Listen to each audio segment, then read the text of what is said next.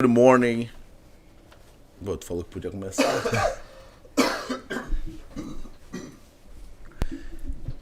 Hey everyone, good morning. We back to the PBJJF podcast. I'm really happy to have my friends here on that table. What is the episode 67? 67, 68, 67. Yeah, that's. But we take a long break, kind of like, I don't know, 6 months, I think so, almost. But We're back. yeah, we're back. That's the most important. I'm happy.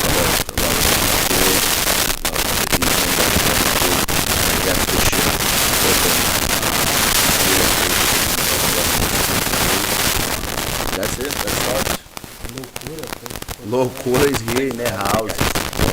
Let's talk about the Guardian project. And your journey.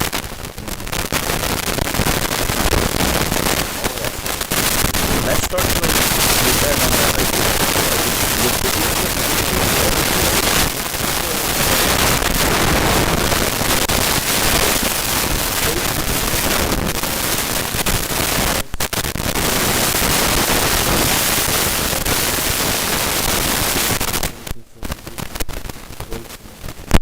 And right there, guys, you can see the QR code. So register for PBJJF Worlds. Will be October 26th, and then we're gonna also extend to the 27th. So it will be 2 days event. So make sure you guys sign up as soon as possible and invite everybody to come. We want to make this the largest event in the DMV and East Coast. All right, guys, make sure you don't forget to sign up and share with all your friends. And if you're watching, come on, give it a like, comment, and subscribe to the channel. yes, sir. That's the biggest support you guys can give to us now. True. Yes. And Yeah, let's start with Locura. I don't think so. We did one episode before Locura. No, that's our Really? first First time. time? Yeah. First time. First time. Yeah. Welcome. Just talk a little bit closer Okay. to the mic. So what do you want to know? Yeah, I want to know like about your journey, man. How you started, how you get into jiu-jitsu. You know how you met Yamazaki. You know, what I mean, How like do you get a cool Portuguese name? Oh, man. yes, That that's started, That's the cool that one. started at white belt. yeah. But I started, I was wrestling like 7 years old at my summer camp. And then in high school, I stopped wrestling. I broke my wrist when I was in 8th grade and I stopped. And my senior year of high school, I was like, man, I'm going to wrestle. So then I wrestled. And then after senior year of high school, you're not good enough to wrestle in college. So I didn't have anything. And I heard about Yamazaki Academy. So I had one of my actual high school teammates bring me to Yamazaki. And that's where I started. And then, I was a wrestler, like crazy. I didn't think jiu-jitsu was like the thing. I was like all wrestling. So that's how, like, I was just crazy. Crazy white belt. Imagine like a spazzy white belt, but like, Locura. yeah, Locura. exactly. That's how that's So if the listeners don't know, locura means craziness. So that's me. So Fernando says it's a disease. There's no cure there's no cura for locura. So that's how I got the name. That's Yeah. good. That's Is it good. contagious? Because I got a couple guys who could use it. They could The- use the it. I little wish it were snubs, contagious. Yeah. I got I a wish couple it guys in my were. school that could use some Locura. I know. I wish it were contagious because we have same problem sometimes. But yeah, I got every belt from Yamazaki, and been training jiu-jitsu 15 years now. That's cool, man. So That's what amazing, year? man. What year Amazing. did you start? 2009. 2009. And you got your black belt like recently, now, like Yeah. 2-3 years ago. Can't point my finger on the date. It's only November 19th, 2022. Nice. So Yeah, it's too recently. Who's counting? Yeah, that's cool. I remember my day for when I get Yeah. promoted. You have to. Because I feel like that was the real beginning of my jiu-jitsu. December 2019. I was like, oh, That's I'm a cool. black belt now. Like the pressure was on in my mind, but then I start training and everything gets sharper and people give you strange amount of respect, like professor. And I'm Yeah. like, hey, I'm just like you. I'm just doing it a little longer. Mhm. And I feel like my professor, my former professor, he told me, he told the class when we got promoted to black belt. He said, jiu-jitsu is so easy. You just show up and you get better. Mm-hmm. And you don't have to be Consistent. you're consistent. You gotta be a little tough, but I think most people can be tough if they think about it. It's not like a physical thing. You don't have to use weights and be punched in the face. You just have to be mentally aware that you can do it. You don't have to be the best guy or the most competitive, like going to every tournament or fighting in the cage. Those are options, but you just have to have it in your mindset to where if I show up 3, 4, 5 times a week, I will get better by nature. Yep. And like it's a lot of things in life are that way. Yes. You do your job, you're a good parent, you're a good coworker, a good spouse. Like if you're there and you show up, you will get good at it. There's only you can't get worse at something by doing it more often, unless it's drugs or something. Don't do drugs. Yeah, don't do drugs. I feel like that was my path for jiu-jitsu. I'm not a special guy. I'm not a special athlete. Are you consistent? Consistent. I loved it. It was a jiu-jitsu, right? I just show up all the time. I would want to lose and win in the same essence. You can beat me, great. I can beat you, great. That guy maybe win, maybe lost, and like then I have like my circle of like what I need to do. And if you have this on the room of you training, you go keep improving natural. Yeah, Like I a got very tough, lucky. a tough training, somebody who beat you. When I started, I had good professors. They're still around. They still train. They don't compete. A little older now, but those guys would kick my butt. And if you're in a room like that, they take care of you. They beat you, but in a responsible format. They're not trying to break you. But if you have a room like that, and then you have a good handful of guys who are the same level, same white belts, they don't know anything, you don't know anything, and you fight. And you guys go together. Yeah, I get a guillotine, I feel like $1 million, and then I get triangle choked, and I say, oh. From the same guy you get the guillotine. Maybe it's like moments later in the same round, and then you high five and slap and bump, and you say, and you think to yourself, I gotta get out of that triangle, and he's thinking, I have to get out of that guillotine choke. And I think that's if you can get into a room like that and you're not just the one person that gets beat by everybody, I think you can get really, really good at jiu-jitsu. You can get good at anything. That's Kickboxing, Muay Thai, karate, whatever it is you're doing.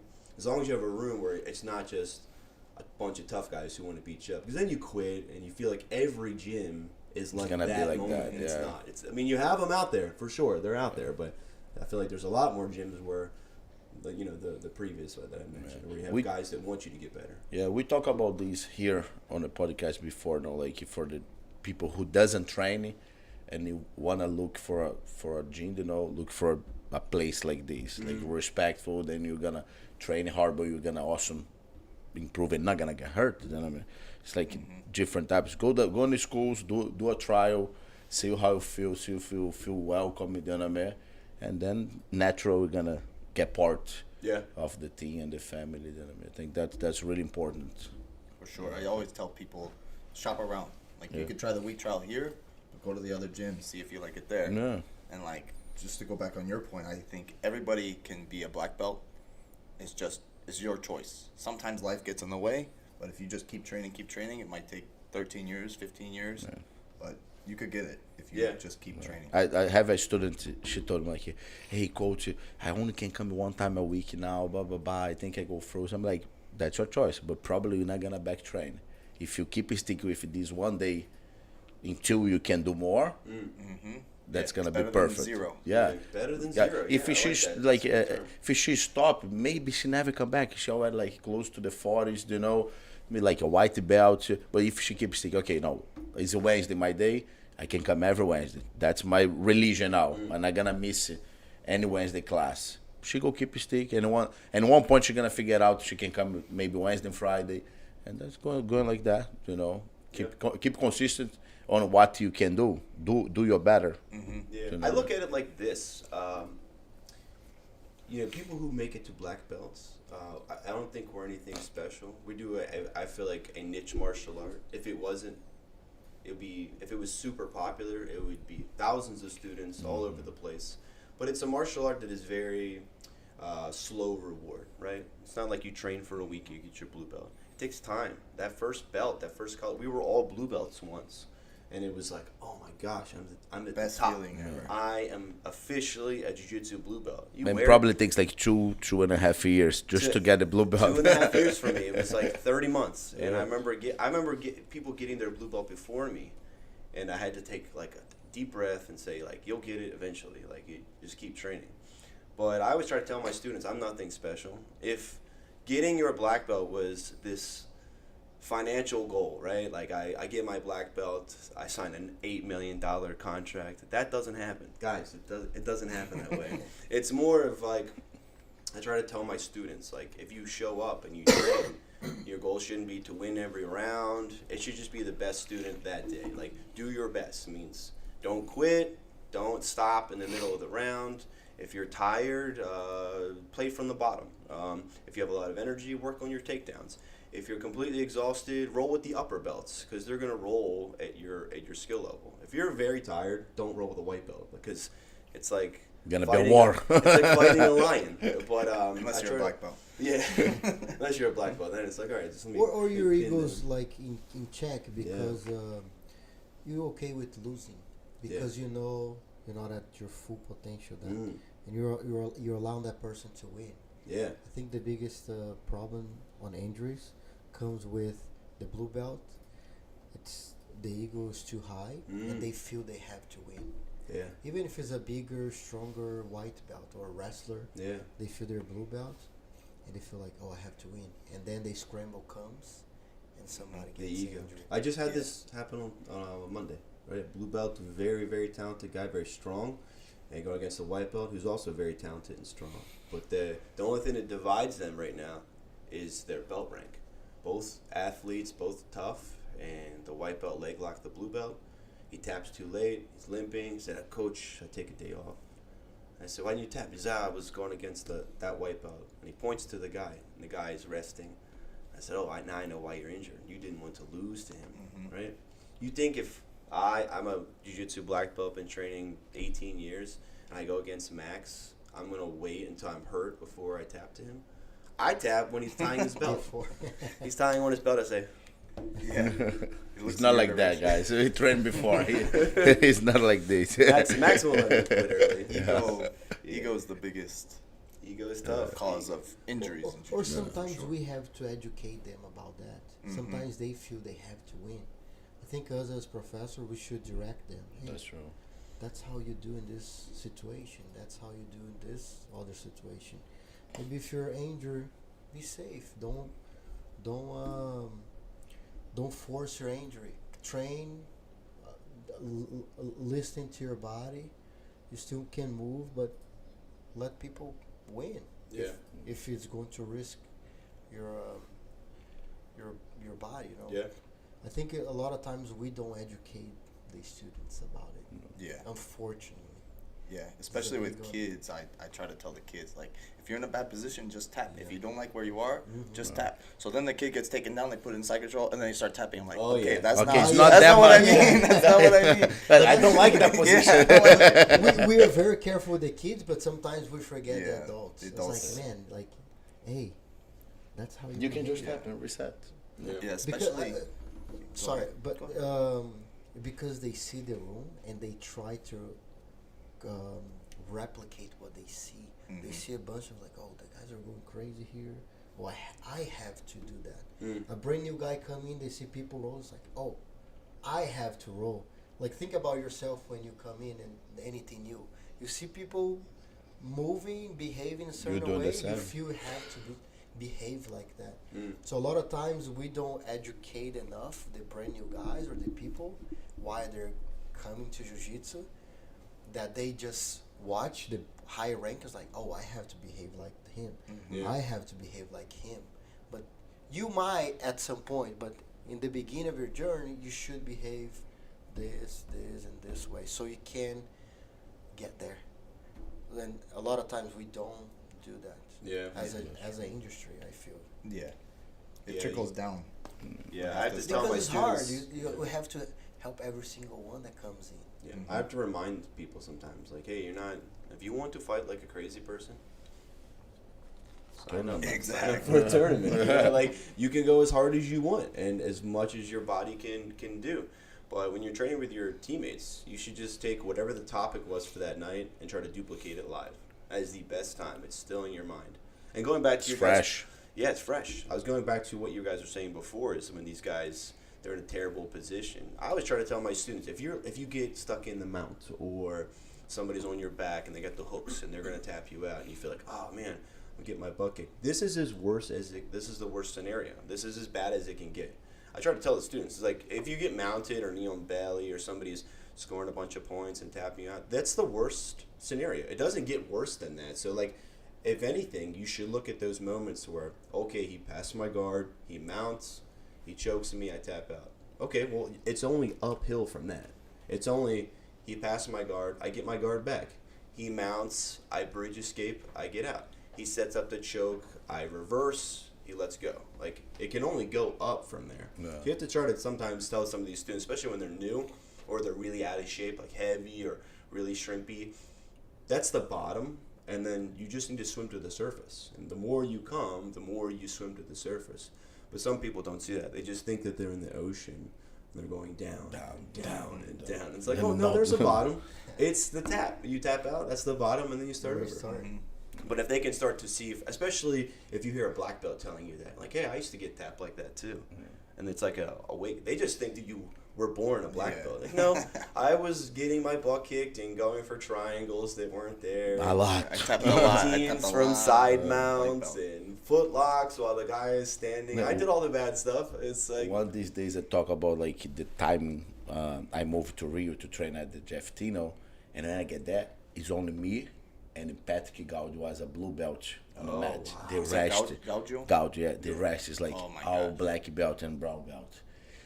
And me and Patrick Gaudio was like opponents before. We competing and like back and forth. And imagine when we roll, we try to kill each other in the first 1 and 2 years. After we like, okay, we can be partners. We're not gonna quit. You're not gonna back it to your team. And I'm gonna move on. Now we help each other. But in the beginning, man, we just like, and the other guys, they just kill us. You know what I mean? We're in the room with brown and black belts on a competition team. It's not like a normal class. You know what I mean? It's just like, I know, that's a competition class. Bro, I'd be like months without like, you score one advantage on somebody. You know what I mean? Like some we're gonna get that back in on the train, like my head, like, oh my God, what I do in my life? You know? But like, I keep it show up. And what Julio told me to do, start to come in the night class. Come here in the competition class, but come at night in the commercial. You know what I mean? And then you start to saw my evolution. Because I get in the night class and I'm able to do the movies I learned, or the movies like people doing on me. Then I mean, it's like, oh my God, somebody tapping on this arm bar. Let me try and like it on a normal guy at night, you know, or like somebody on my level at night. And then start to work, and I'm like, oh, okay. I go keep coming on this class, get my butt kicked, and try everything I learned on the other class. I try to tell some of, especially like the students that are inside of 90 days, like 3 months of training, I say, just come to fundamentals 2-3 times a week, right? Because you're gonna see like the base. And I know my gym is called Foundation Jiu-Jitsu, but that's what I say you need to learn a foundation. Everything is easier if you have a base to work from. So they come to fundamentals, and then like on the open mats, I do open mats every Saturday. 12 o'clock, open mat every Saturday. Everybody's welcome. Yeah, everybody's welcome. Gi is one weekend, no gi the next. We alternate every weekend. Tell the address. Yeah. 1777 Reisterstown Road, Pikesville, Maryland. Come through. We got showers, plenty of mat space, lots of easy parking. Saturdays at my gym, the parking is wide open because it's Shabbos and the Jewish people don't do anything on Saturdays. Yeah. But yeah, I always tell them, like, come and do fundamentals. And then they come to the Saturdays, and I'll show them. Like, I'll pull guard or do double leg takedown. I'll do basic fundamentals, and I'll tap people I'm rolling with fundamentals. Yeah, it's good to experiment with some more exotic guards, lapel lasso, deep half guard. But I'll show them, like, you can do these basics forever. Like, it's not like you have to do them as a prerequisite and then leave them behind for new jiu-jitsu. Heel hooks are fun. You know, rear naked choke with the body lock triangle is fun, but you can do the basics forever. I was trying to tell them, like, watch Max's matches, watch, you know, old JP matches. These guys are winning in the finals with mounted armbar, rear naked choke from the back, cross collar choke. But like, you can see the fundamental submissions and the fundamental techniques winning at the highest level. No, you saw like recently we have CJI and ADCC, and the most submission was a rear naked choke on the back. Yeah. Oh, yeah. More of Like, a he brought face every- choke. 4 Yeah. rear naked chokes. Or face choke, whatever that. Yeah. But like it's a real naked choke, takedown, passing, back take. Yeah. You know, that's the most. Okay, they have like couple heel hooks, whatever. But like Yeah. if you, I saw like one post they have like a statistics. Statistics. It's Yeah. like a lot of real neck chokes. They way behind the other submissions. Yeah. You know? I always way see- ahead. Sorry. Sorry. It's great. I always see like waves in jiu-jitsu. So like when I started, it was like 50-50, and then it was like De La Hiva. Berimbolo. It was like, yeah, Yeah. and then now it's starting with the leg locks, but like leg locks are kind of old. But it's like the waves come, and then like I see the tournaments, and then I see like the next year or the year after the popular moves, they get stuffed by like just go on your knees and go half guard and smash from half guard. Yeah. You're like, yeah. So we just need to focus on half guard for a long time, right? You could do the lasso, but you can't lasso me if my elbows are locked and I'm on my knees in half guard, right? Yeah. De La Hiva, right? I have Carlos, my boss. He's the owner of my gym. He tries to De La Hiva me and just go on my knees, try to force half guard. He can't De La Hiva me, and he's under Vicente Jr. He's good at De La Hiva. He's like, why don't you Yeah. stand when you pass me? And I'm like, because you're gonna De La Hiva me and then you're gonna sweep me. So I shout, gotta go out, up. shout out Carlos Rava, man. I gotta go on my knees. Chef, right? Yeah, the chef. Yeah, Yeah, chef. Carlos, go to Clavel or cooking. Nana. He's cooking in the kitchen. He's cooking on the mats. I Yeah. want to see you here. Yeah, Sure, you but- definitely yeah, have bring Carlos, here, yeah. man. He's a good guy. But that's true. You feel forcing get in the half guard that cannot do like lasso or Yeah. I feel like that's the beautiful thing of jiu-jitsu is it comes in waves. Like this one aspect will be really, really popular, and then people will figure it out, and then another thing will be popular.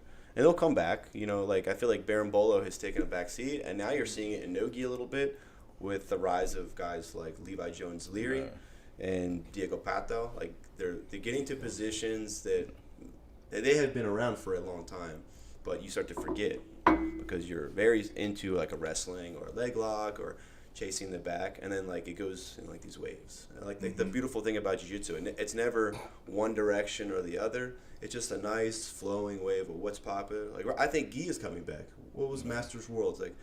13,000 competitors. Yeah, the that's largest that's event. And they say, great. "Oh, Gi is dead." It's not dead. Hey, It's, I don't think Gi was ever that. it's I never don't think dead. it's not gonna die. But I feel like Not as on long the- as on He I'm the- alive. doesn't have as much money. Hype. coming- Yeah. Dirty money coming in. Mm-hmm. Dirty money.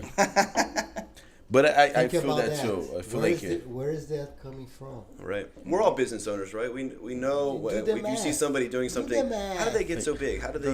I didn't think so that like he. Yeah. Do the math, You guys. gonna- Come on. Yeah. But One they plus do one's the- not 1 million. Yeah. Yeah. 1 plus 1 is 2. B Team Where is Texas that- only has like 180 and 200 students, and we're all gym owners. 200 students is comfortable, but it doesn't make you $1 million. Come on. No, Do but the math, definitely guys. somebody put this money. You know, he told that like it's somebody. It's like in put Brazil, a lot of that. people are getting caught Yeah. in jail by dirty. Washing money, yeah. By money. It's nice Wait. that there's people who want to invest in jiu-jitsu, but you want it to be Doesn't ethical. come back. Yeah. You want to invest when it comes back. We're not But there that's, yet. I feel the gear will be like really huge on master and kids. I agree. And like when they talk about like doing professional and like show money or whatever, it's like a little bit more no gear. That's what I feel like for the last 4 years.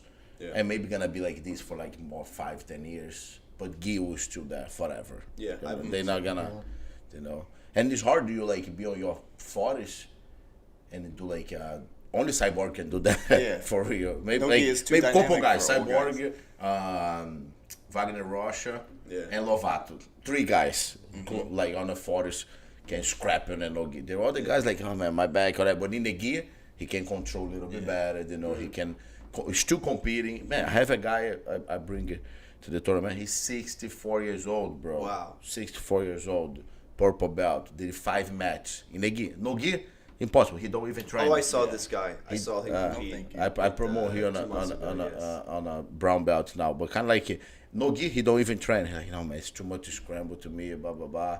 Like but gear, he can do, and he handle it to young guys, you know, do his takedown, get on top on his pace. You know what I mean?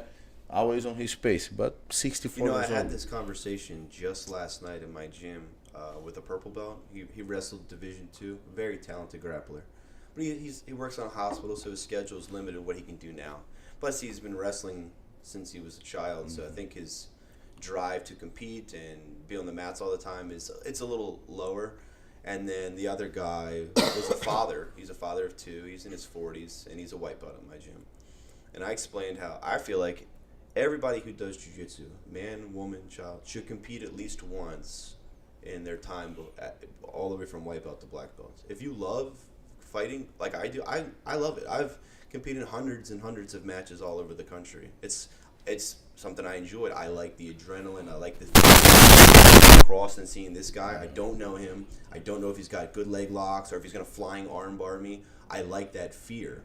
But I feel like when you compete, that adrenaline, whether you win or lose, in the moment you're like, I'm going to win, I'm going to lose, I'm going to throw up, I'm going to go to the bathroom in my pants. You have all these anxieties going through Controlling you. the emotion. Sure. But to be able to control that and harness that makes you such a humble controller. And I feel like a lot of guys who don't compete, especially at the white belt, blue belt level, they feel, they won't say it, but they feel like they have to be the best guy in the room. They get upset if they lose, or like they'll even look at a black belt like, I'm going to take a round off. Like, they don't want that round. When I was coming up, I was a blue belt. If I saw 2 black belts, I'd be like, hopefully they say yes. Am I allowed to ask them? You stay around. You Hopefully, stay if I close. stare at them for 20 minutes, maybe they'll say, okay, blue belt, you come and train with me. Like, Sometimes Josh will be like, yeah, they want max break eye Like contact. But I feel like that's a part. "You friends?" Yeah. Let's take a picture. But I feel like that's a part of the sport that's a barrier, a line you have to go through. Like, because once you do it, whether you win or lose, afterwards you're like, that weight of having to be the best guy in the room is off. Because I was the best guy for myself in the tournament. Whether you get your hand raised or you don't, whether you get choked out in front of your whole team or you win, no matter what, like, going through that anxiety, I think is something that a lot of people will never do. Like, they'll say, oh, I don't fight. Or they say, oh, I don't fight because I'll kill somebody. It's like, if you've never fought, you don't have that skill yet. Like, but if I feel like you can go through that anxiety, and pressure to perform, and you go out there and you just do it, no matter win or lose, it doesn't matter. Especially, white belt, how many matches have we all had at tournaments at white belt? I don't even remember them. I have a shoebox full of medals. 4. Yeah, 4 times. It's not 4 like matches. It's not like I'm wearing those medals to my wedding or to the birth of my child, or I walk around my academy. It doesn't matter. It was just a moment, an experience, right? Like even bungee jumping, skydiving. It's just an experience. 1 week after, everybody forgot. Yeah. It doesn't matter, Yeah. Nobody You go cares. for like To add on that, I think the process of preparation will make you better no matter what. 100%. When you devote to something, when you have a goal, you work, you plan, you do it, you're going to be better no matter what. Doesn't matter if you win or lose. Not going to change the winning or losing. But the process that you went through will make you a better practitioner, a better person. So we'll follow steps, directions, and then you keep it. Yeah. You eat better, into sleep that better, goal. like Yeah, you do everything everything, better your just because life you want to is compete. different. Yeah. I think the process is more important than just the achievement. I think in life, right? We're black belts. It's not the black belt. It's the process that we went through to become a black belt. Yeah. So I think that makes you a better. I think that's what helps me to stay engaged and try to do better was the process of competing. I always had a competition. I think Max still on that, right, Max? We talk about I that. have a problem. I have something, right? I have a Addiction, competition addiction. right. Like I need something to chase, right? A goal. Oh, yeah. So I had that coming up, right? And that's what kept me trained and want to get better, improve. Yeah. Next, you can always get help. I need the help. Always get- No, for I don't real. wanna I said help like, you. I I'm know like, what that help looks like. Well, I It's think- me underneath of you. like I always say like, no, these will be my last one. Nope. Last couple months, I Another get a year. call. Hey, have a fight. I mean, kind of like sign the check. yes, kind of like it's hard to say to And we stop. change the things, right? Maybe a match, maybe a career goal, right? Maybe a promotion. Yeah. Like, we don't have to always chase something, but having something to achieve, it helps us to be better. Yeah. I think one of the biggest things about being a black belt is, whether you know it or not, I'm very self-aware that an impression on people, and whether we all accept it or not, we are all, leaders in our gym. You generally, if you're the only black belt in your gym, you have several. You have a few. Yeah, you have Ryan, but you're the top of the pyramid, and you're also setting an example for the kids, the teens, the ladies, the guys. So you don't have to compete to set the example, but a lot of them you can reflect on your experiences. Oh, I was in New York Open, the match was close, I won by an advantage, or I was fighting in Miami Open, I lost, and it gave me a lot to reflect on. Those moments, you try not to talk too much at the end of the class when you're bowing out, but I feel like sometimes, even if that message only lands on one or two people, they might be going through something, whether it's jiu-jitsu related or life related, and they're thinking, hey, there's a guy that's in the gym, and his message of what he's talking about of struggling to perform in tournaments and the preparation, fighting injured, you get your hands all, arms, feet all taped up. You never know the example you're setting for people. So you always want to try to set the best one. That's how every time I open the gym, I unlock the door, I hurry up and get my gi on, my belt's tied early so that when the students come in, oh, that's coach, that's the example. He was here already waiting. He was waiting for us to get here. I don't want to be the one who shows up late, tying the belt on. Hey guys, I don't know what we're doing today. Pull guard. Figure it. Let's do some double legs. Like figure it out. Yeah. You set a high example, and the students sometimes don't know that, or maybe they do. Some of the ones that are more passionate about jiu-jitsu, they know that like you're very passionate. What the standard you're setting. But for the ones that aren't paying attention, they don't see that work that you're putting in. That you're showing up early. You're at home, like building your curriculum. I write my curriculum down, and then I put it into the notes on my iPhone. Students don't know that, and if you don't, well, you know Plus, now. you're doing the business behind the scenes. Yeah, and I have to look at the curriculum I'm putting down. I'm like, who is achievable for this? And I look at, we have an app where we can see who's training that night, and I try to cater the techniques to make sure I don't just make sure the blue belts have a great spider guard, but I want the white belts to know how to play open guard and getting to these concepts. So I think it's one of the biggest responsibilities for black belt. It's not how many gold medals you can achieve. If that was the case, you and I are fighting each other every month because we're like the same weight almost, and we've scrapped once at Guardian. It was not an easy round, and not easy for me. Yeah, it wasn't easy for me Maybe either. for We had a great scrap, but I don't want that to be like I have to compete and beat everybody that I ever come across for my students to realize who I am. No, I want to set an example. I want to be like, the gym is clean, my gi is clean, my fingernails are trimmed, like I'm showing good technique. I'm actually doing the moves that I'm teaching in the sparring rounds. I feel like some black belts get away from that. To focus on golf or grilling or sports gambling or weightlifting or whatever it is. But I feel like we have such a huge responsibility, especially if you're an academy owner.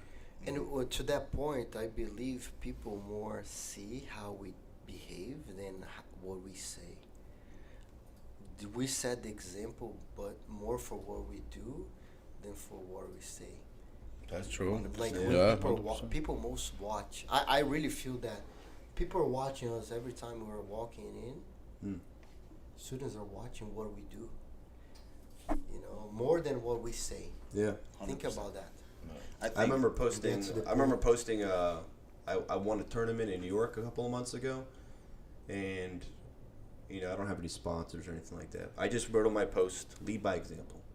That's it, just one post. I didn't take the same photo and post it 50 times. And my goal was just to show my students, like, I say I'm going to compete. I say I'm going to train hard and do drills and practice with preparation to perform well. Not always to win, because you're always going to find some tough guys. But I did what I set out to do, and it worked out well for me because I put in the work. And then I see some of my students, especially the dads. It like hits me in my heart. I see a guy with his son on his shoulder. He showed up on a Wednesday class in the morning. His son was off school that day, so he's like, we're going to go train.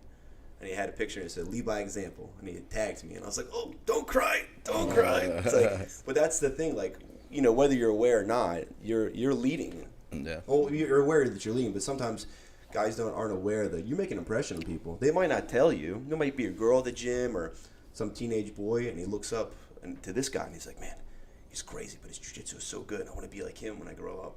That's crazy to think. When I was growing up, I wanted to be Emmitt Smith. He was a running back for the Dallas Cowboys. He was also black. Like, I'm not going to be a black running back for the Dallas Cowboys. But I looked up to him because I liked the way he played and the way he ran. As I got older, I got really into skateboarding.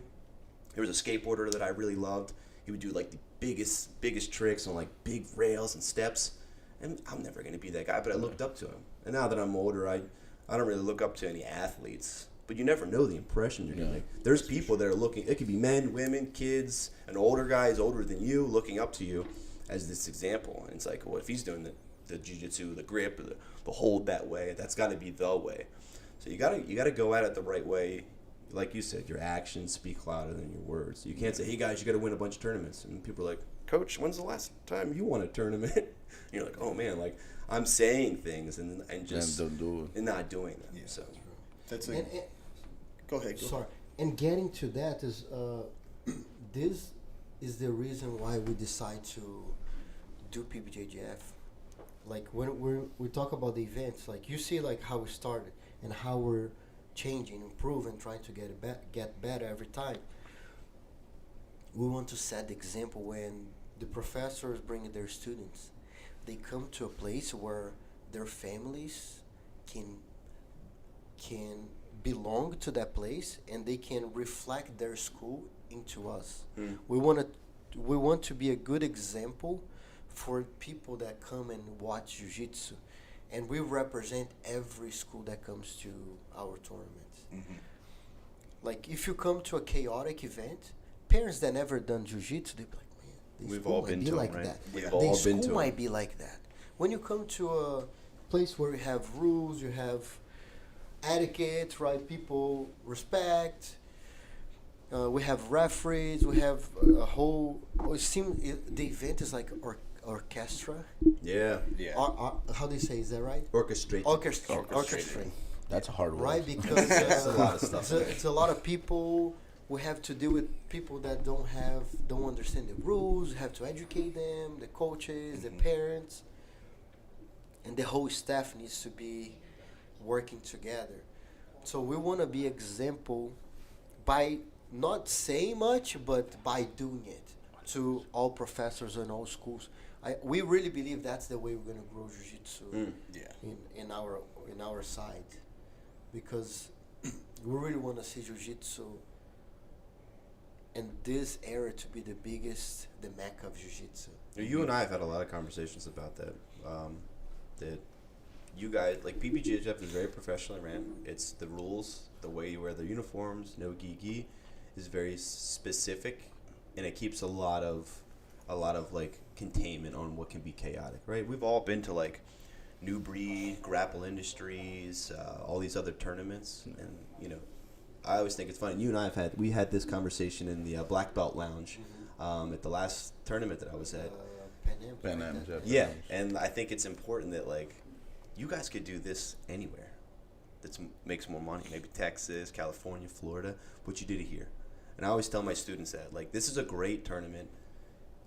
If the IBJJF is the gold standard in competitive tournaments, that's where guys become legends, world champions, Hall of Famers, and this is going to be that next thing.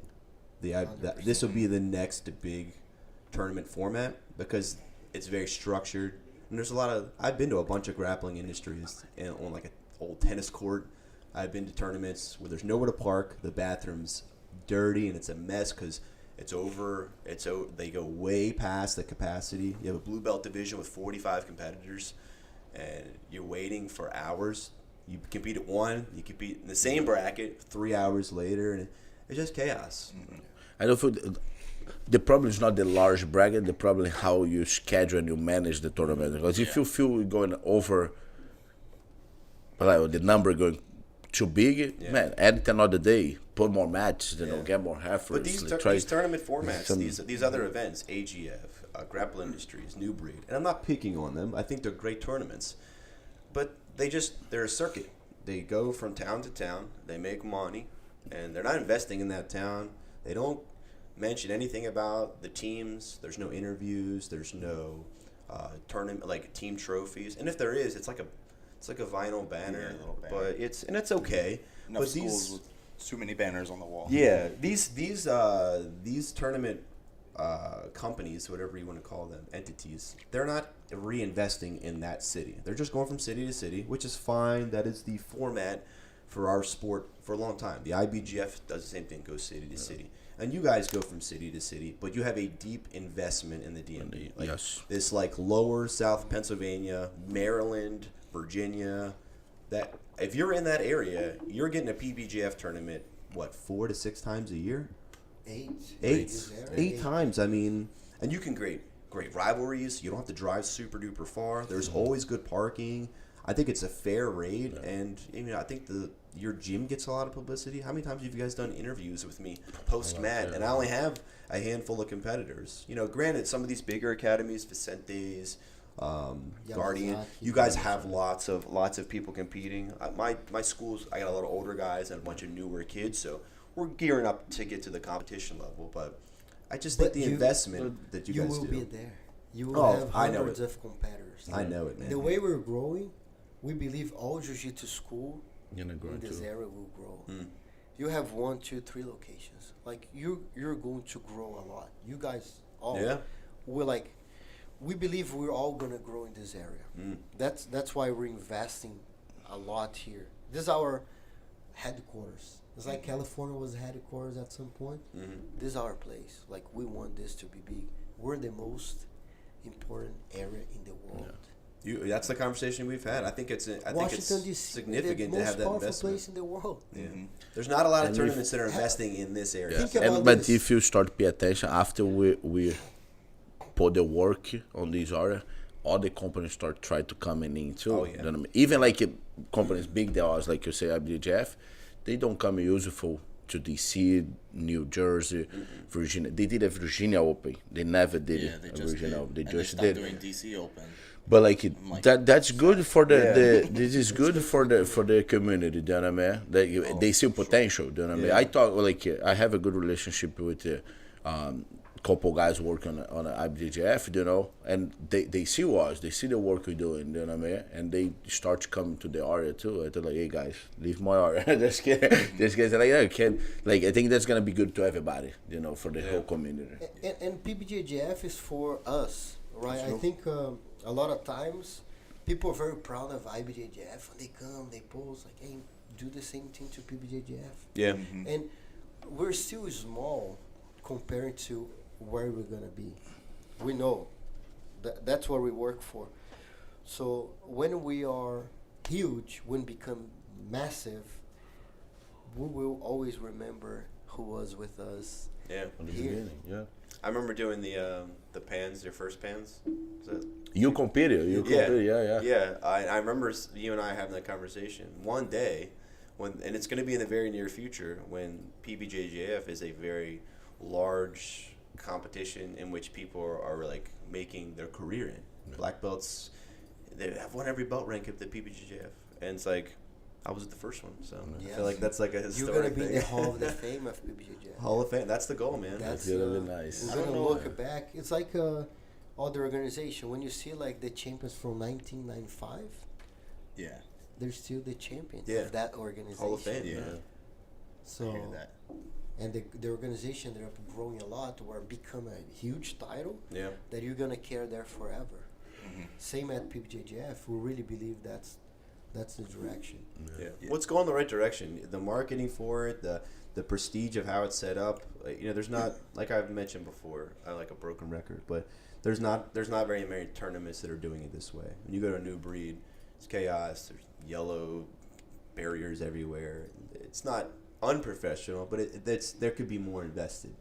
And some of these other tournaments, like I said, I get it. They're going from town to town. They got to pack this stuff up, but whenever I go to one of these events, I feel like I'm on the world stage. I feel like, It's cool. it's We Everything appreciate it, is- guys. it's We put a lot of incredible, work on that, man. we've all been We put a lot of competing and work, training man.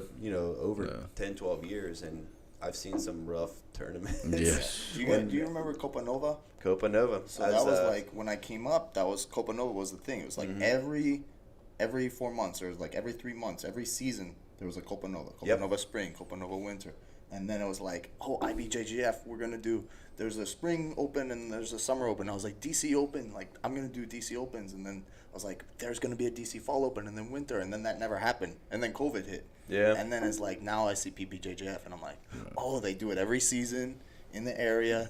It's awesome. It's a great opportunity for people to compete. That's what I think it's like. Copa Nova ended. I was like, there's nothing like that. Copa Nova was not good at all. But it was the Like premier. you were- it was the one where you yeah. get It was the what most we matches. had. Yeah, you Yeah, have it was. matches. It's you have- interesting to me that the IBJF never did like a Baltimore Open. You have a major international airport Or Philly. that has direct southwest flights pretty much everywhere. California, Arizona, Spirit Florida, as Texas. well, too. You can fly direct right into It's Baltimore. terrible, but Yeah. You know, there's Yeah, it's hotels fair. everywhere. It's right on the waterfront. There's a ton of venues here, and there's major sports teams. So like, Yeah. Baltimore. well, maybe they will come one day because they see the work we're doing. I think they Yeah. missed it. I think they missed the boat. I think you guys took advantage of an opening. Yeah, but I don't know why they're doing Virginia Open in Centerville. Like, Yeah, I don't know what's down there. I got tapped out there too, so like, I'm a little bit bitter. Bitter, yeah. Well, I get let's you. But I will Change tell the- you My one first thing tap about at black belt. it. One thing about it, they don't invest in every single event as they You're invest right. in other ones. You're right. Like we put the same setup in one event.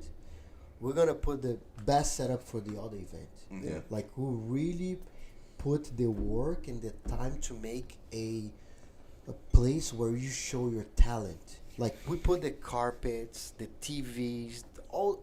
We put everything we can in every event. So what happened is they just throw them at. They throw the mats, get a venue, whatever. People will sign up. I don't care. We just put the flyer. Everybody signs up. I don't mind, right? We work to get people in. Yeah. We put the nicest, and just gonna get better. Our setup is better than their setup already. Of course, smaller, but it's way more.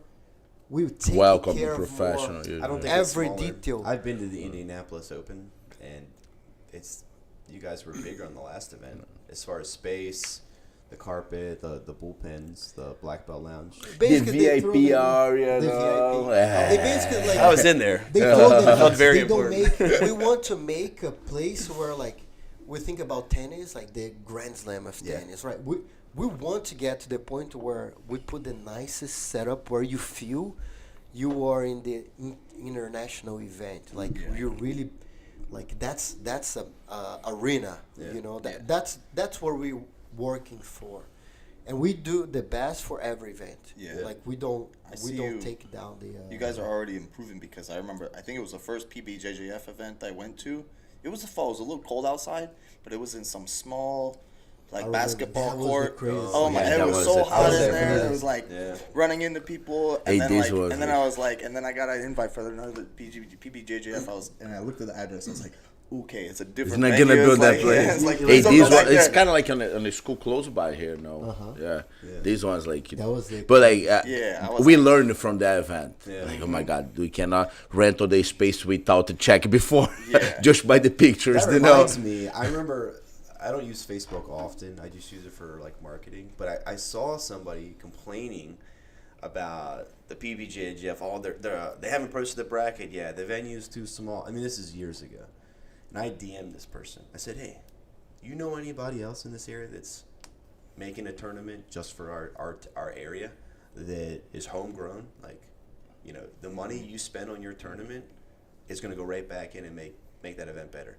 Show me a Naga tournament or a Newbury tournament where it's been better the year before. It hasn't. They came at the same time. They put the mats down. They put some duct tape. The matches, you never know when you're gonna fight, and sometimes you get matched up with somebody bigger, and then you do PBJJF, and the format's right. Okay, your bracket didn't come out at 5 o'clock on Friday. It'll be out at 8 or 8:30. You're still gonna know before the day who's in your bracket. Yeah. And we're working on it. It's not because It's we're always not, evolving. We're always here in the office working on the bracket. If the bracket's not coming out, it's because we work on it. Yeah. Because we want to make it the best experience for everybody. Like sometimes what happens is somebody doesn't have a match, so we try to put that person. We try to go and find every single bracket. All right, what we have as an option. all right, this is the best option for this person. Yeah. So we go to every single athlete that doesn't have a match and find the closest match possible. Yeah, nobody else is doing By it. hand. We go physically. We used to be like until 7 a.m. from Thursday to Friday, 7 a.m. on Friday, working on the brackets. It's incredible. I think this person who was complaining when I was DM, and they're a black belt now. They always complain. I know. I saw the post. I like your comment. I was like, I why don't say nothing. Just like his Yeah, comment. it's like the amount of effort that people are putting into this, and you're complaining. Yeah. It's like nobody else is. There's no other tournament that's coming right to this DMV area. What you said 8 times a year? And putting in this kind of effort. If anything, you should just be like grateful that there's a tournament that's in this area. It's very affordable in pricing. They're gonna give you matches. Okay, your brackets didn't get released at lunchtime or dinner time. They're gonna come out, and when you go to fight Saturday, We always post a night before, man. yeah, Like it's some just, Yeah. can I be think sometimes people a will little bit complain later than the about other whatever days, but they can't always. see the hard work on. They don't. They just assume you guys throw some names in a computer and a algorithm puts it together. Do the You brackets heard it the here hard first, part like, now, man. JP's staying up late. That's why he doesn't have any Until kids. se- He's working like crazy. It's definitely part of it. Yeah. Because we like I tried to convince him to do like a kid just to. My daughter has a cousin. it's a lot of work. I think Yeah. we're planning on putting massive work into jiu-jitsu. I don't think only PBJJF, like we think about jiu-jitsu as a whole. We think about the ecosystem. We want to be part of the ecosystem and be able to connect pieces into the ecosystem Of course. and connect people as well. And we have to work hard like you guys do, like we do this because you guys put the hard work into your school and your students, so we can have the competitors and the people to come to the event, Yeah. Like, Yeah. without you that wouldn't happen. Yeah. You And I you think- guys are a big part of it. Jiu-jitsu is just gonna grow from here. It's like I feel lucky that I got my black belt when I did, and I started jiu-jitsu when I did, because now I think jiu-jitsu is the most practiced martial art in the U.S. I believe in And I that too. think in 100%. 10, 20 years, it's gonna be the most popular Maybe in the world. And I will So- tell you, PBJJF will be the largest, the biggest, and most prestigious organization in the world. Yeah, I think It- for the it- jiu-jitsu community, I think what you guys are doing, how far it's grown in just a couple of years is Yes. pretty, If you pretty compare impressive. where we are in the amount of time we start to the largest organization where they were, we are so far ahead Yeah. if you compare times. We learned a lot from other organizations, of course. course. But if you compare the amount of time, think us in 30 years from now. Look where we're going internationally, Asia, Europe, Brazil, South The America. Brazil, the Yeah. last time you guys did, was that Brazilian World? Some of those Brazilian. clips, I was like, I was No, impressed. down there. South. Wow. We did a South American. We did Sul Americano. South American, yeah. The last one I think was Ribeirão Preto, São Paulo event, Yeah. and we had like world champions for. Oh, I large saw. I was like, organizations man, coming to compete. I am not flying down there. It's too hot. I would just want to go to the beach. But what's gonna You guys happen traveled to is- Brazil before? I've never never been. I want to been. go Yeah, back. you guys gotta I go, know. man. Eu falo português, mas eu não. Tem É, que ir pro porra, Brasil. loucura. Maybe Gotta go to Brazil, Bra- man. PBJJF Brazilian Nationals Yeah. next year. Maybe Man, that's a good time. I'm to gonna. come. The Brazilians are gonna kill me. No, I'll go with you. We'll go down there. All right, we can We'll go. Maybe we all go together. We all go Gringo, together. gringo trip. Yeah. No, you guys can't come. It's just But- me. And like, I'll yeah. wear a straw hat with a But coconut. what's gonna happen is the world will come to us. Yeah. Like, all right, the champions of Asia events, Oceania are happening too. Like events in New Zealand, Australia. Oceania, yeah. Yeah. That's good. So we're gonna have those guys coming to PBJJF Worlds with hard work, with investing from what we have to our savings to make this happen. Yeah. There's no Outside no, of no,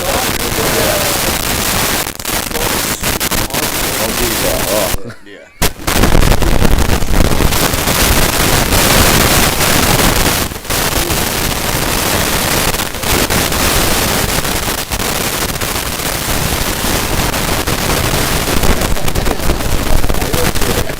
The way the match, the new match with the new logos, it's very impressive. I'm big on detail. That's why I'm crazy about my gym being clean and spacious and very like presentable. And so when I see it in other gyms or other places, I'm like, wow.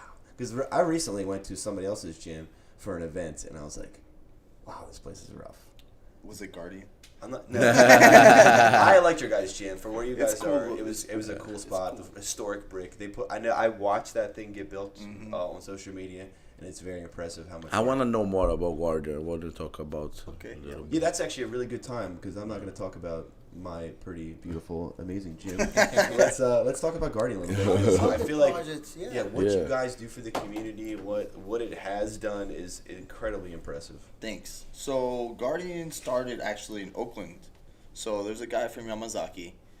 His name's Ben Kovacs, and he moved from DC to the Bay Area in Oakland. San Francisco, Oakland, Berkeley, and he was working for Twitter.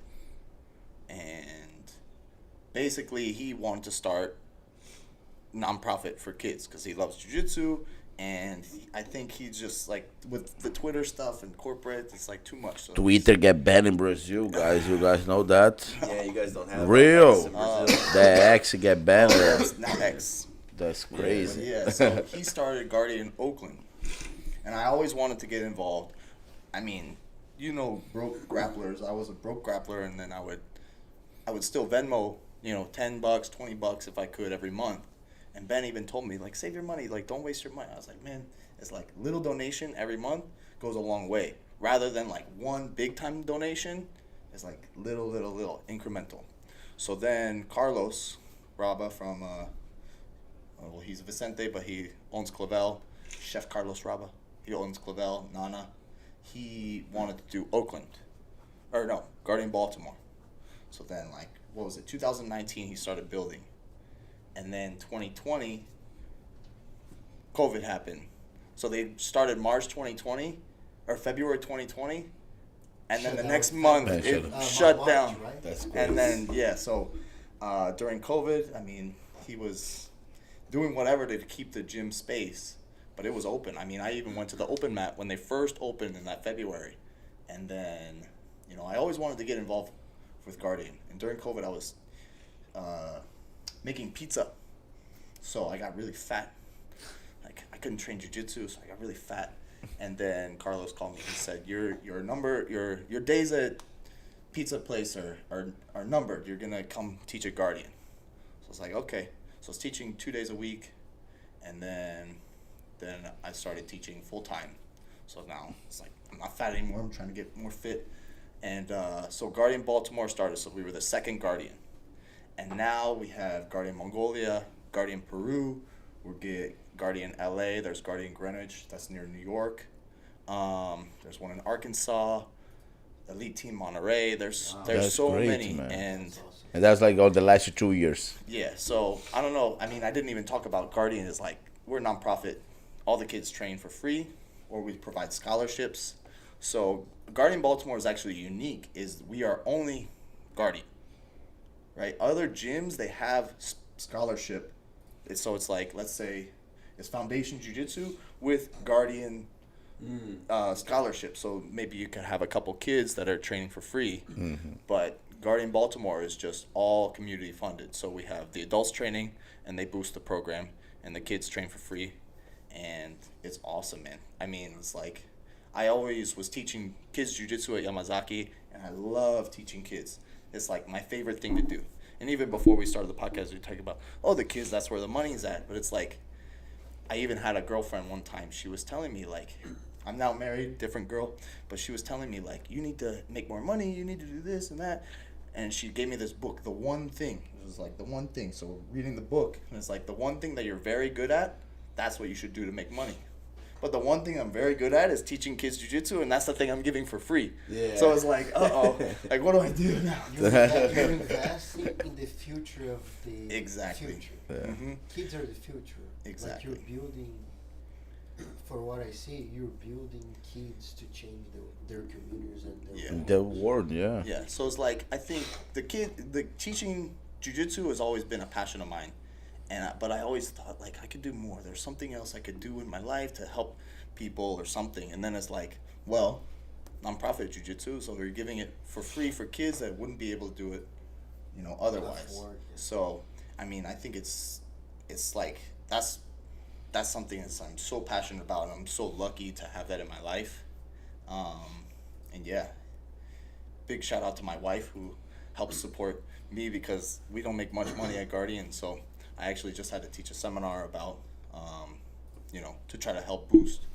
But yeah, I mean, it's like every day I get to go in the gym and teach, and you guys know how that is. It's like the One most fun. question. How would the program be able to support a salary for you? Make sense? Yeah. Because you deserve the structure of a Mhm. foundation, not change anything, but like how can a salary be built into that program? You know what I mean? Mhm. Because you're very important to that program, Yes. professor. 100%. I really believe you should, people in that position should have a salary, right? Mhm. Like, how can that be possible for Yeah. you? So I do make a salary. It's not as much as I wish it were, but at the same time, it's sufficient. And I mean, we also have 2 other instructors that also get paid. So it is tough. I mean, Tough. even like, I don't like to talk about it too much because sometimes it's like it's getting into my personal life. But it's like some months we're not up, and some months we're down. And luckily, like Carlos and Claudia, they help boost. I mean, Carlos has a very successful restaurant, and then he just opened up another restaurant. Man, that guy is the busiest, hardworking person I ever known in my life. He's always posting something delicious too. He's always- His social but- media is like a thirst Yeah. trap. So it's like sometimes it's hard to like even talk to him because, he's so busy and he's got 2 kids and like, 2 restaurants and a gym and like, sometimes he comes up to me and like, Locura, why aren't you training? I'm like, you haven't been here in 3 weeks, man. Like, why aren't you training? It's like, man, I gotta go home. I got dogs. I got my wife. But yeah, it's tough. It's tough. I think every month we're trying to keep afloat, but that's like, that's the grind that we're in right now. How people can support? I think just like I did, like a small monthly donation. Like I used to have, I got the notification the other day, the 12th of every month, I get a notification on my calendar that says Venmo Guardian, and I spelled it wrong, Vanmo Guardian. So I'd see that, and then I'd immediately go on Venmo and send Guardian Oakland funds. So I think like small monthly donations is probably the best, right? And so like some people you could every once in a while somebody like drop boom $2,000, great, thank you so much. Why not just 100 every month? Stuff like that. It's like we'd rather get like small monthly donations rather than just one big lump sum, because that'll keep us afloat 2-3 months, but then what are we going to do in 2-3 months when that dries up? And how they can send? Do you know the Venmo the right way? There's a They have Venmo, account? there's a PayPal. I think it's something called Flip Cause. See, I'm not a financial guy. I don't Do have- one double check on the Venmo too, like we can post on the Yeah, I could send you guys. You could put it in the notes can and stuff put it like that. On the description, we're gonna put the Yeah. Venmo, The like, Venmo, the the information information for too. the donation. Yeah. Please, thank you. But yeah, it's that's the small monthly donations. That's the thing, and it's all tax writable because we're a nonprofit. So Oh wow, that's a big That's point. an That's idea. I don't know if it'll help. Is Mhm. it possible for you guys to create a membership? $5 membership, $10 membership, so people don't have to think about it. Yeah, Go just there, donate it. auto does it. Yeah. That might be That's a a positive. good idea. Yeah. we could talk. Yeah, I could think Because about that. if I do it once, I know I'm gonna donate every month, but I don't have to remember because Mhm. people are busy. They have so much stuff going on. Yeah. Maybe if you create a I mean, that's how we membership charge. type of $5, Mhm. $10. And you can give like $50. whatever. They have like the VIP membership, and they get like a hat and a shirt or something like that. Like Holidays are coming up too. If you yeah, do, like, a people food get drive, motivated on Yeah. these You things. can do like a right? food drive or donation, and like you can do like raffle prizes, like a Brave kimono or rash guard, something like that. These guys will work with you with For that. sure. Yeah, Yeah. thanks. I think what do you call it? Also, we have some gifts to donate Oh, thank Yeah. you. Oh Thank wow, that's amazing. you. We need them. for kids. Thank you. I have this idea, it's like when you go to a tournament, you get a bronze medal, like silver, or gold. So it's like if you're in this donation tier, like you could get a bronze plaque and have your name in the gym. Because everybody loves recognition. Even if they don't train jiu-jitsu, right, they could go to the gym and say, that's my name, right? Or the gold or, even platinum, something like that. But I think one thing that I might try to do, I'm working on this right now, is we're going to do like a 5K around the gym. So that's a running 5 kilometers. So I think people in the jiu-jitsu community, some people, they know about Guardian, but we hate going to the same people asking again, same people asking again, same people, So it's like we're going in our community, like our local community, and say like, Guardian, maybe you're not going to train jiu-jitsu, but at least you could run 5 kilometers and, help boost. So that's something that we're in the works with. I sent you a message. We might do a quintet. So 5 versus 5.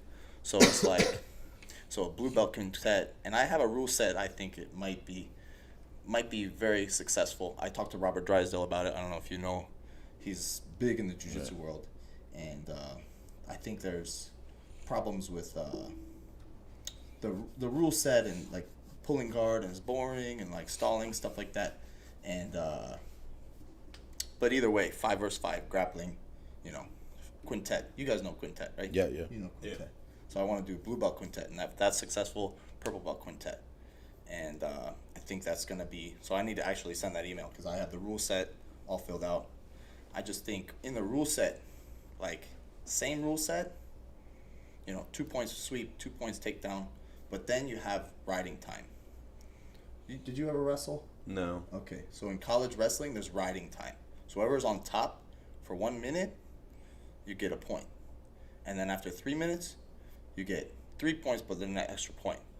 So it's like, okay, yeah, you could pull guard, but then the guy started getting clock towards him To work, you Yeah. need to sweep. So it's like, Also yeah, make- if you want to pull guard, great.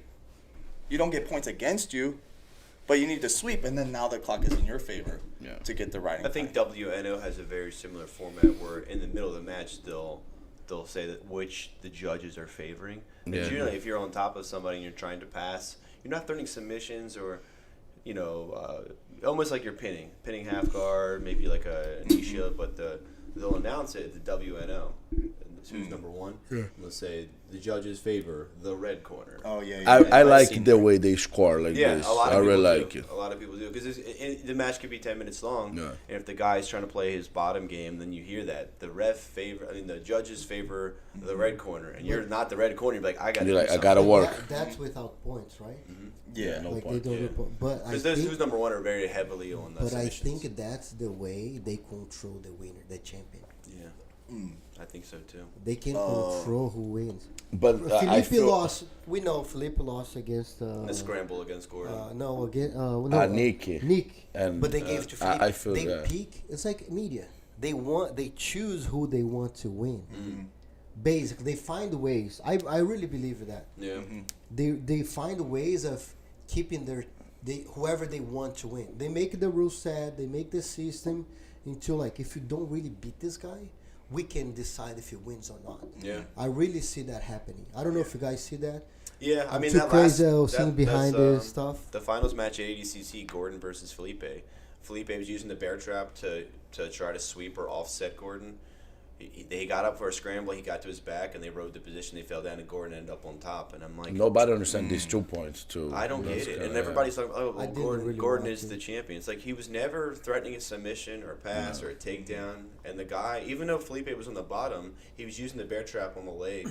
And That's a announcer strange said it. position he do that. But it works. Yeah, but very strange. I mean, if you try it, like if we ever get on the match, you and I will break it down because it's like it is a frustrating position because you can't knee cut, and if you stand up, you're gonna get swept Yes. or get inverted, and he'll go underneath of you. But was yeah, very I thought strange. that was very interesting for one guy to be pressing the action, the other guy got a scramble that didn't result in points, and the ref gave 2. Oh. Match is 2-0, and the guy who's supposed to be the king didn't look dominant against the guy he's supposed to beat, and talks a bunch of crap on. But And crazy. but later the media can build, because people will forget what happened in the match. They will remember who won. But on Yeah. DCC, And they will keep on building DCC, it. Gordon do whatever he wants. yeah, 100%. But I don't think that that platform, ADCC itself, I don't think it works without him in it. There's a lot of champions, but they don't put a lot of shine on it. I thought one of the most compelling matches and division period was Diego Pato versus Baby Shark. Yeah. Those two, That's a that nice rivalry was amazing, and it ended in a submission. And both guys submitted everybody to get to the finals. And that was that Yes. under 66 kilograms. 66, yeah. And nobody talked about it. I was Yeah. telling people in my gym, like this. No, is the that match is crazy. I told people in my watch gym this we were crazy. watching. I was like, this bracket is the only thing I care about. I don't want to watch Wagner Ocha just because he's very good, but I didn't think he was going to be able to beat Mika's athleticism and youth. And Mika did what Mika was going to do.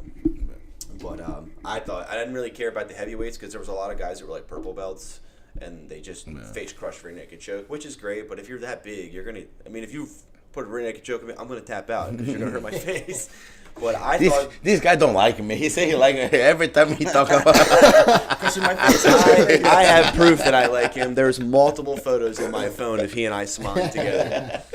But I think, in my opinion, that lower weight class, that 66 kilogram and below, Yeah. it was just the most talent rich because not everybody there was the same weight class, and you saw guys who were predominantly gi fighters like Diego, doing both sports. He does gi, kills it. Does no gi, kills it. Baby Shark, same thing. Baby Like, Shark these and guys- Pato, they crazy good, man. Oh my god. yeah, it's impressive to me that you have guys that are both good in the gi and the no gi. You know, Gordon's great, but he only does no gi. Felipe's great, but he only does no gi. And then you see guys that are good in both. They can play the leg lock. They can wrestle. They out wrestle some other guys, and it was just an impressive division. And Pato pull more guard, but like Baby Shark he tapped wrestle a everybody. lot. Leg Yeah, lock, leg lock, yeah. leg lock. And Baby Shark Hey, but wrestle. He had I- knee pads on. He was Yeah. wrestling hard. And then he gets the submission with a head and arm choke. And that fight in the final, Pato was like better, like into like half the time. Yeah. And then like, I don't know what happened. Baby Shark just like click on, and like get better. I just can't believe crazy. the level of these people is just Yeah. so high. Man, It's and insane. the what's his name? Mika lost on the footlock for Dante. Yeah. That surprised a lot too. Yeah. Man. Nobody They expected had a that. very good rivalry a year ago at WNO, and Diego put him. Mika put him in an armbar, and he got out. But that was because he attempted the submission. It was WNO. He went for it and he won on the decision, but it was very close. And I like Mika a lot, but it's good to see the rivalry. It's good to see Dante get a win over him because it sets the bar. Like, you're the best guy right now, but there's always somebody chasing. you. Man, Dante's really good. Yeah. We live together. Oh yeah. 'Cause Yeah, it's in GFT, Ohio. yeah. Yeah. For like maybe almost 2 years. Yeah, what was that? It was like you, Me, Gutenberg. Gutenberg, Maurício Oliveira, Dante. That is a crazy Léo house. Silva, Wallace, David. Man, he's Little a lot. Wallace guy? Yeah. No, Small? the Oh, Wallace, the big one. Yeah, the okay. big one. He's in Dubai now. Okay. He working to the. Oh, he's in Dubai. Darn. Let's- That must be Yeah. terrible. Kid- No, he working there for the. It's beautiful there. Schools, right? Don't you teach? He don't teach in the school. He teach in the Army. military, on the arms. Oh, yeah. interesting. He like it. He's happy. He said like he likes the job. Different culture, but Yeah, for yeah. sure. But like Dubai, they do like that good thing with jiu-jitsu. No, it's like on the Physical school, education. They see the on potential in the military, sport, right? Yeah. No. All the schools they have like jiu-jitsu on the It's the curriculum. physical. Wow. Yeah, it's Yeah, in the physical on the curriculum. education program. Could you That's- imagine if we that's did crazy. jiu-jitsu while we were in school? Oh my gosh, I think that's. But he incredible. told me like on the school is a little bit harder because I don't know. It's not everybody wanted to Yeah, do. they don't all want to you know do what I it. mean? I And like heard you teach stories. you teach it. I have people you- in my school now that don't want to. Yeah, exactly. But They pay, it's they don't kind come. of different, I think. So like in the school, like whatever, you get a class with like 30 kids. All right, match time. Put these 30 kids on a match. If 10 don't want to do, gonna make you work so hard. Yeah. Sometimes on the match you have 1 or 2 kids they like born or whatever. They don't wanna be there. The parents force or whatever. But like the partners maybe is there, they close, they see you, they can push, hey, be humble, be better, whatever. On the school, they far away from the partners. They kind of like it. Yeah, the disrespect. They very disrespectful. I heard a story. The kid sneezed, and he wiped it on the instructor's pants. And I know the guy. I'm not gonna say his name, but like he said, man, that's not right. So they went to like whoever the principal is. They said, man. So they called the mom in. They said, my son was correct in wiping it on you. Where else is he gonna wipe his snot, his boogers? Yeah. It was like, oh my gosh. And then it's like. The mom, the kid, the principal is like, so the instructor's wrong. They were talking wrong. So it's like, for oh sure. my gosh. So like, they from another country exactly. or whatever. The sacrifice you have to do to make however much money, you probably get paid a lot to go there to teach. Because I saw. They get a good money, yeah. Yeah, you get good money. They get a good money. What do you have to deal with there? I have a friend, Ricardo. He'd be there for like 10 years. You have like 10 friends named Ricardo. He's the same guy we talked before, Ricardo. No, the Ricardo Evangelista. Okay. Ricardo Evangelista, yeah. I think, the thing is like going back to Guardian is like the kids don't even pay, and like I still give the same product as if they were paying. That's beautiful. And that's I think really beautiful. it's like I hate to say like it's like if you don't like it, you're not paying for it, and it's like, but I'm giving great product. And whoever is there, they want to be there. So we have a lot of good kids that are very passionate about it because if they don't like it, they don't come, right? And it's not like, somebody's parents forcing them there, like I'm paying all this money for you to train and you don't like it, blah, blah, blah. It's like not like that. So it's like I hate even thinking like the part is like, like how it's free. I don't even think about that when I'm on the mat because it's like I'm still giving my best instruction, my best at everything. This is something you and I talked about, and we were mentioning that whether people realize it or not, we put our hearts into teaching adults and kids, and people don't see it. I have parents that'll I get it. It's a good hour or so to get away from your kids, so they'll drop them off and they'll leave, and then they come back, and they don't see the investment. Making sure the kids train safely, correcting mistakes, putting so much effort into detail, and trying to make them the best version of themselves. And obviously, I'm a for-profit. So it's like we had all this shit costs for all these kids. But the same thing, you're doing non-profit, you're making we're all making a small income. But if we were in it to be millionaires, I can tell you I wouldn't be teaching jiu-jitsu. Probably. I'd be like my own doing like option trading, cybersecurity, or But we doing would podcasts. I don't know. I would do something for the work we put into jiu-jitsu. Yeah, we would do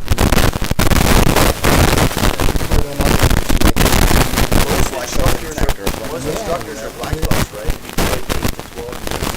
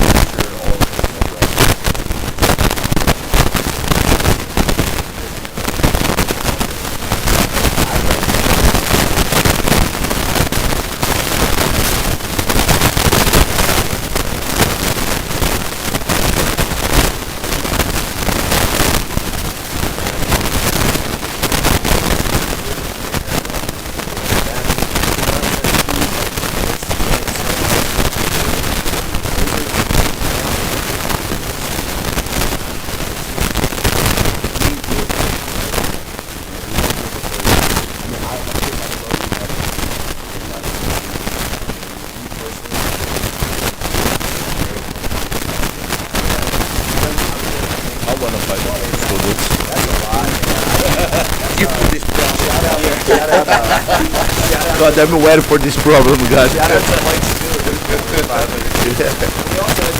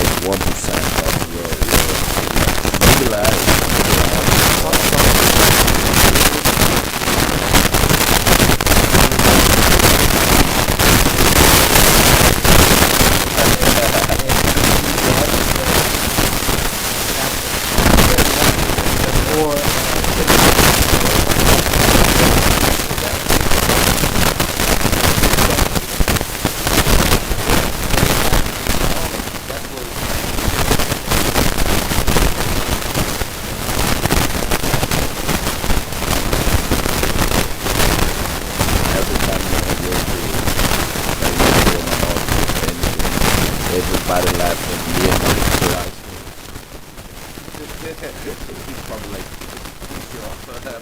about me being like asking him, like that's all confusing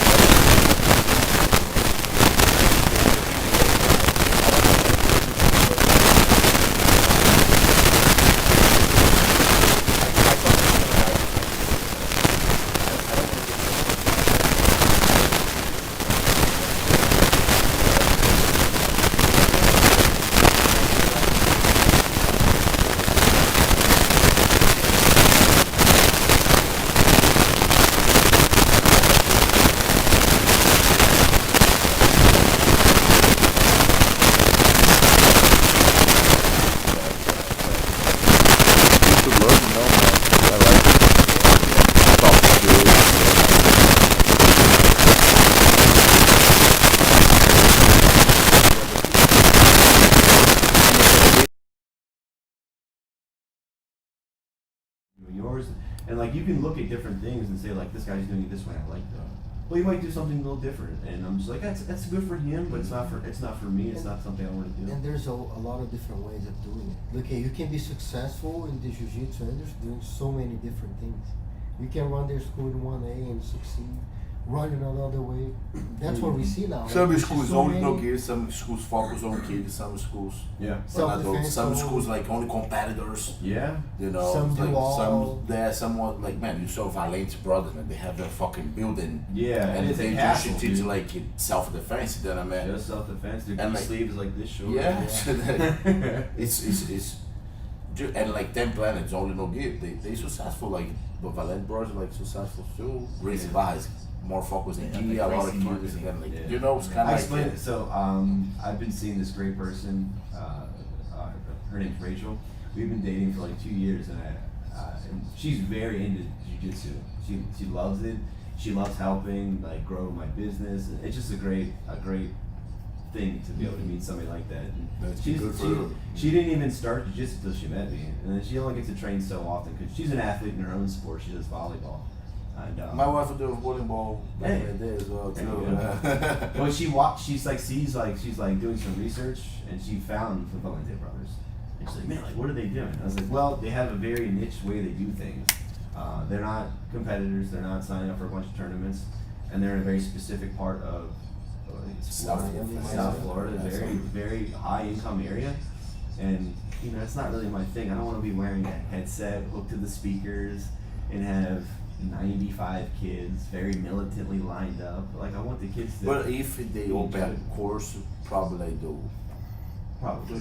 Not real. Like if one day they say like, okay, we'll open like a class, it will be a month or whatever or something. Yeah.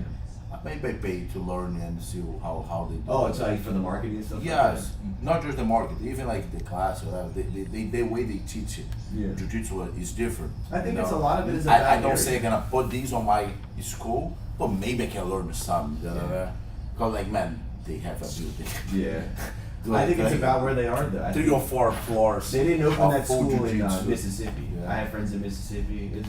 It's not a very wealthy area, but and they're the only jiu-jitsu school there. So they do quite well. It's good friends of mine in Mississippi, precision martial arts.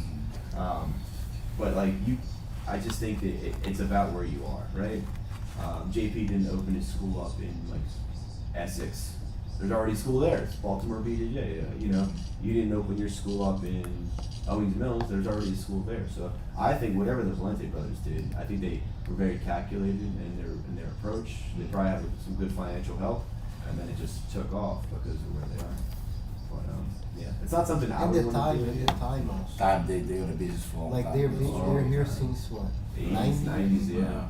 So the time. The investment. I think, yeah. That's what we talked about earlier, right? The investment in the future, like what you're doing right now. In 5 years, we might have a different conversation. We might- We will have a different. They probably He's gonna have come in a students. helicopter, lands on the roof. Or- like, or hey you're guys, gonna- I'm very Then wealthy you're now. running multiple guardians, you know, like you never I mean, know. Or that's- guardian will be buying a building. We never know. My goal is to open a guardian in a different city. Okay. But like yeah, it's crazy the expansion because I think going back to like what we're talking about is how you run things and I mean, I'm pretty new to teaching adults.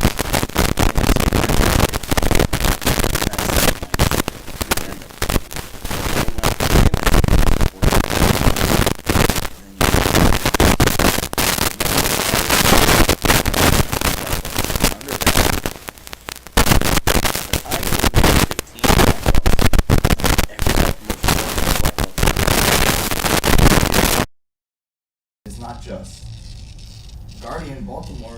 You said we have 2 black belts, but it's like it's just us from different gyms. So it's like Fernando now he's 7th degree, he's a red and black belt, and he has how many black belts? We just took a picture of the last belt promotion. It was like 100 black belts at least maybe. It was crazy. Wow. And it's just But how long did they hit? exactly. That's the thing. How the long? timing. Yeah. That's the. It's like it's just crazy. So it's like, okay, I'm not even first degree yet. I can't even think that far in the future. But it's like what they've created. So it's like I don't even think I'll be anywhere near that. But it's like that's the example. That's the goal for me. So it's like, yeah, I like being a black belt. I like being a teacher. But I want to get other people to that point. And that goes back to everything you're talking about is bringing people up through the ranks and setting a good example and things like that. And I think every day, even at night, I drive my wife crazy with this. I obsess with how I'm gonna make my instruction better, how I can be a better instructor, how what moves am I gonna teach? This person, like I have a kid that I like, I think I stay up at night thinking about this kid. How can I help them be better? And it's like, it's just, it's mind-boggling. And I'm going back to like washing the bathrooms, cleaning the sinks and stuff like that. Everybody wants to be a black belt till it's time to do what black belts do. It's like, like People always say like, too, like, oh, I wish I would have started jujitsu when I was younger. oh, that's the main thing. I have that same mindset every day, but it's not because I want to be super good at a young age and then be able to be like a 20-something-year-old competitor who's winning well. I wish I would have started jiu-jitsu earlier so that the investment that I'm making now, I could have started a long time ago. I just turned 40.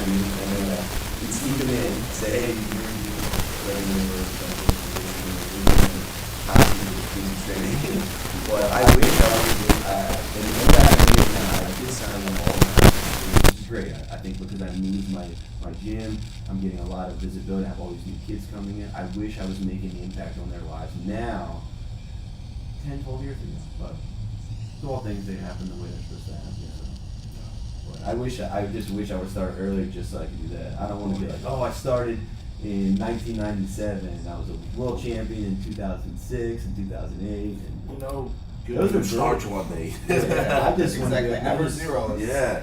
at least you did it, right? Yeah. Guys, I'm really happy with the conversation. Oh my God, thank you for your guys' time. Thank you. That's awesome. Some tournaments coming up, awards, October 26th. October 26th. We'll be at the College Park. This one's College Park? College Park. Yeah. We'll be at the Coliseum. The QR code up here to guys sign up. We're gonna leave the Guardian VAMO or like all the information as well on the description. Please give them the name, checking out the work they're doing. And awesome, we're gonna talk about the biggies that we have to support. Thank you so much. Good? Thank you for your time, my friend. Jeff, thank you so much. Thank you. Appreciate you. Locura.